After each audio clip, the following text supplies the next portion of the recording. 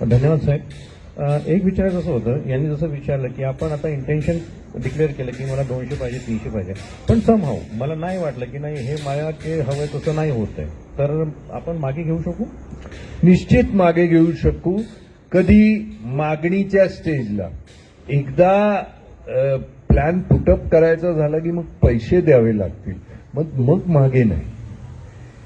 जोपर्यंत आज तुम्ही देऊ शकता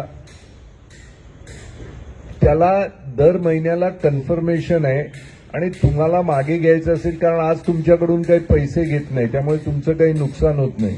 पण अव्वाच्या सव्वा कोणी 20 फ्लॅट पाहिजे, कोणी 40 फ्लॅट पाहिजे असं मागून उपयोगाचं नाही. पण मला अनेक ठिकाणी स्वयंविकासात धक्का बसलेला आहे, इतके मागणी आलेली आहे. मी आता तुम्हाला वाचून दाखवतो. ऐरोळीला एक मिडल इन्कम ग्रुपच्या सोसायटीमध्ये सागर कोऑपरेटिव्ह हाऊसिंग सोसायटी ऐरोळी, मी तुम्हाला दाखवतो.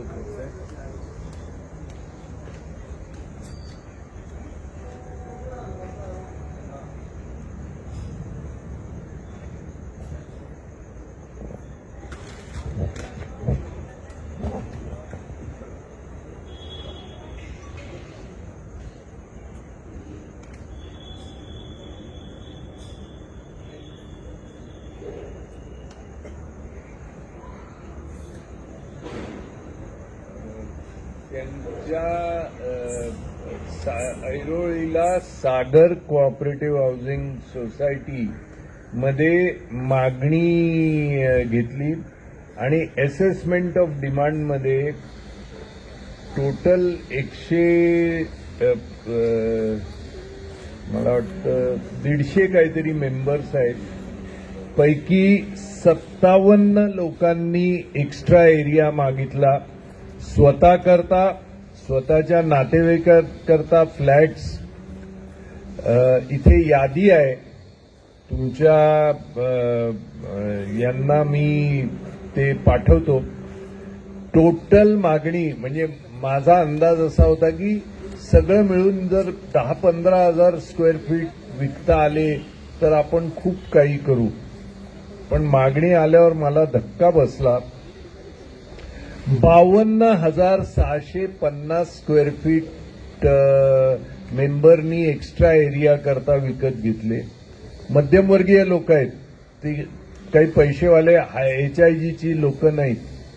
एक्स्ट्रा एरिया फॉर सिबलिंग्स 6,700 आणि एक्स्ट्रा एरिया फॉर कझिन्स 2,500 आणि कमर्शियल मेंबर्सनी कमर्शियल विकत घेण्याचं ठरवलं.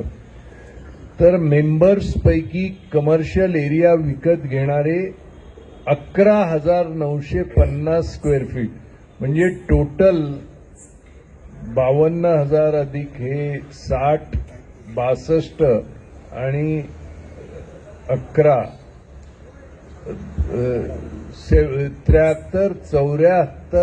74 स्क्वेअर फीट विकत घेण्याची मागणी आली. इतकंच नव्हे तर त्यांनी सर्वसाधारण सभेत ठराव केला की ही मागणी करणारी लोक आम्हाला इंटरेस्ट आहे म्हणून आम्ही 20-20 हजार रुपये ऍडव्हान्स संस्थेकडे देऊ, ते तुम्ही बँकेत ठेवा आणि त्याच्यावर मिळालेलं व्याज हे आमच्या नावाने द्या. म्हणजे आम्ही आमच्या बँकेत ठेवण्याऐवजी तिथे, म्हणजे आमचं कन्फर्मेशन होईल की तुम्ही आम्हाला एवढ्या डिस्काउंटमध्ये देणार, याचा आमच्याकडे काहीतरी एक कन्फर्मेशन रिसिट राहील. आमच्याकडून तुम्ही पैसे घेतले नाही तर तुम्ही आम्हाला डिस्काउंटमध्ये द्याल याची काही गॅरंटी नाही होणार, त्यामुळे तुम्ही द्या. आणि त्यापैकी चॉईस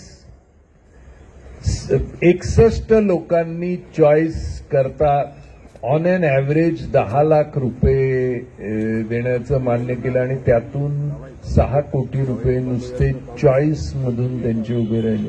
आणि ही काही फार रिच लोकांची सोसायटी नाही. ऐरोळीमध्ये सागर कोऑपरेटिव्ह हाऊसिंग सोसायटी की मध्यमवर्गीय लोकांची सोसायटी आहे आणि MIG ग्रुप आहे, म्हणजे तो HIG सुद्धा नाही. तरीही अशा पद्धतीची स्वयंविकासात मागणी, चांगल्या प्रकारची मागणी आम्हाला वेळोवेळी मिळते आहे. तर ही मागणी तुम्ही करावी.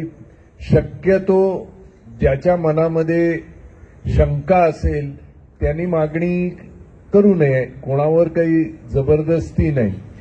पण आणि काही ठिकाणी हेही सांगतो की काही लोक त्यातून थोडासा धंदा करण्याचाही प्रयत्न करतात.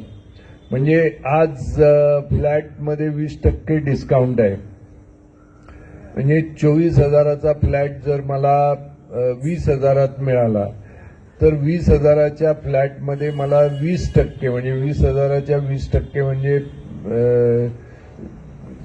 4,000 रुपये पर स्क्वेअर फीट देऊन मला बुकिंग करता आलं तर मी 4,000 रुपये पर स्क्वेअर फीट देऊन 600चा फ्लॅट बुकिंग करायचं आणि 6 महिन्याच्या आत माझे दाम दुप्पट, भरलेले पैसे डबल करून मी ते कोणाला तरी विकायचे, असं काही लोकांनी प्रयत्न केला. मग त्या जनरल बॉडीमध्ये त्या बाबतीत चर्चा झाली आणि जनरल बॉडीनी ठरवलं की नाही असं आम्ही यांना देणार नाही, हे विकण्यासाठी आम्ही योजना केली नाही.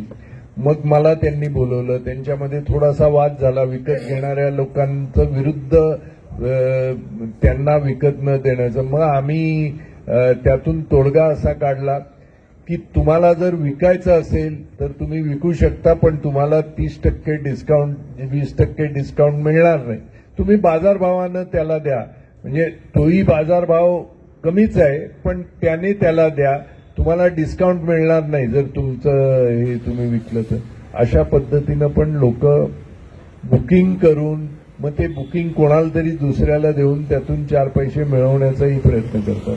आणि काही लोक काय करतात की 20% भरून बाकीचं याच्यातून होम लोन घेतात आणि मग बिल्डिंग तयार होईपर्यंत काही EMI चालू होत नाही.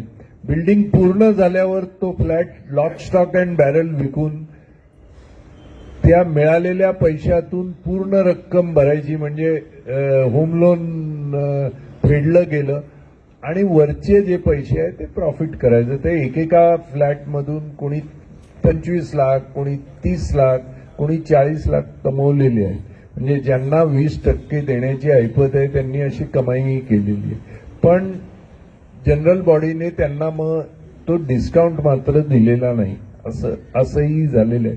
पण काही लोकांनी त्यातून धंदाही करण्याचा प्रयत्न केलाय, हेही मला तुम्हाला सांगायचं आहे. तर ज्या त्या जनरल बॉडीनी त्याच्या संदर्भात काय निर्णय घ्यायचा ते हे सगळं तुमच्याकडून मागणी किती येते हे कळल्यानंतर त्या गोष्टी आपण पुढच्या चर्चा करू शकू. आज जर तर ची चर्चा करण्यात काही अर्थ नाही. पण आज इतक्या चांगल्या मोक्याच्या ठिकाणी जिथे तुम्ही राहता तिथे 30% डिस्काउंटमध्ये एरिया पुढची 50 वर्ष तुम्हाला मिळणार नाही. आणि नंतर तुम्हाला विकत घ्यायला गेलात किंवा तुमचं कुटुंब वाढलं किंवा काय झालं तर मग तुम्हाला मिळणार नाही. एकदा ही बिल्डिंग बांधली तर 50 वर्ष तरी तुम्हाला ही बिल्डिंग राहील अशा पद्धतीची आपण बांधू. त्यामुळे पुढच्या 2 पिढ्यांची गरज काय राहील याचा विचार करून तुम्ही त्या संदर्भात निर्णय घ्यावा अशी माझी विनंती.